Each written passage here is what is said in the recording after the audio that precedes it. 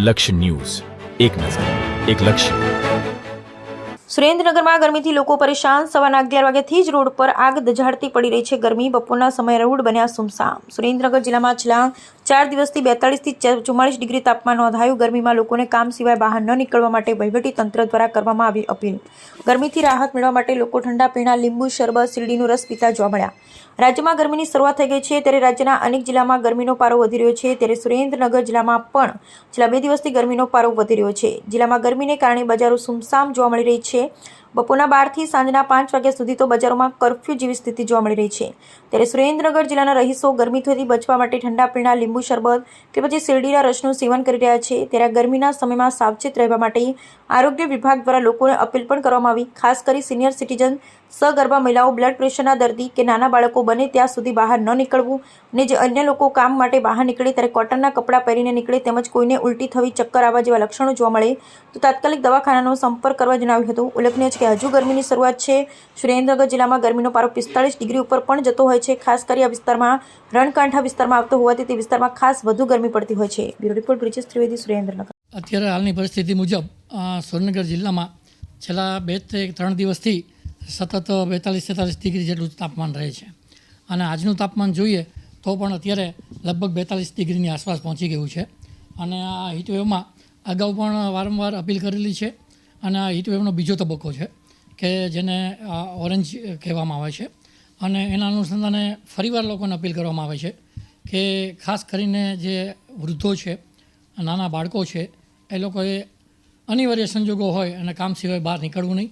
નહીંતર heat stroke છે એ આવી શકે છે અને એમને શારીરિક મુશ્કેલી પણ પડી શકે છે. તકેદારી માટે શું પગલાં લેવા જોઈએ? તકેદારી માટે અમે દરેક તાલુકા હેલ્થ ઓફિસરને પણ આના માટે તાલુકાના નોડલ ઓફિસરનીમાં છે. જિલ્લા આરોગ્ય અધિકારીને પણ અમે નોડલ ઓફિસર તરીકે નિમણૂક કરી છે. એમના દ્વારા પણ વારંવાર આ બાબતે બધાને જાગૃત કરવામાં આવે છે. અને ખાસ કરીને આવું હોય ત્યારે શ્રમિકો માટે જે તે સાઇટ ઉપર કે જ્યાં કામ કરતા હોય ત્યાં એ લોકોના માલિકો દ્વારા છાયડાની વ્યવસ્થા થાય એના માટે શ્રમ મજૂર અધિકારી છે એમના દ્વારા પણ સૂચના આપવામાં આવી છે. અને અહીંયા પણ જ્યાં જનસેવા કેન્દ્ર છે ત્યાં માનનીય શ્રી કલેક્ટર સાહેબની સૂચના અનુસાર ત્યાં છાયડાની અને પીવાના પાણીની પણ વ્યવસ્થા કરવામાં આવેલ છે. સુરેન્દ્રનગર જિલ્લામાં છેલ્લા 5-6 દિવસથી 42 થી 45 ડિગ્રી તાપમાન જોવા મળે છે. સવારના 11 વાગ્યાથી સાંજના 6 વાગ્યા સુધી રસ્તાઓ સુમસામ દેખાય છે. લોકો કામ સિવાય બહાર નીકળતા નથી. છેલ્લા ઘણા વર્ષોથી સુરેન્દ્રનગર જિલ્લામાં જોવા જઈએ તો ટેમ્પરેચર ગુજરાતમાં પ્રથમ નંબરે જ હોય છે. હવે એનું જે કંઈ કારણ હોય પણ લોકોએ ખરેખર કામ સિવાય બહાર ન નીકળવું.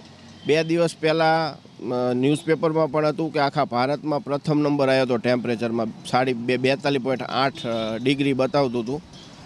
એટલે સુરેન્દ્રનગર જિલ્લામાં ગરમીનો પારો હંમેશા ઊંચો રહે છે. લોકો કામ સિવાય બહાર નીકળતા નથી. એટલે આને નીકળવું પણ ન જોઈએ. જે સિનિયર સિટીઝનો છે એમને ઘરમાં રહેવાય, બહાર કામ સિવાય નીકળવું નહીં. અને આ અસહ્ય ગરમીને કારણે બજારોમાં પણ મંદી જોવા મળી રહી છે. લોકો ખરીદીમાં પણ નથી આવતા.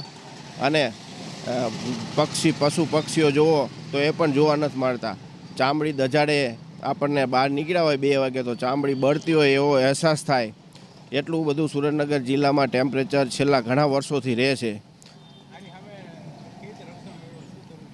રક્ષણ મેળવવા માટે તો કામ સિવાય બહાર નીકળવું નહીં ગરમીના સમયમાં.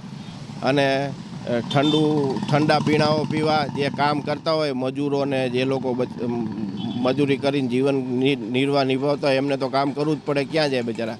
તો એમને પણ છાયામાં કામ કરવું, છત્રીઓ અથવા ટોપીઓ, ચશ્મા પહેરીને નીકળવું જો ઇમરજન્સી કામ હોય તો. અને ઠંડા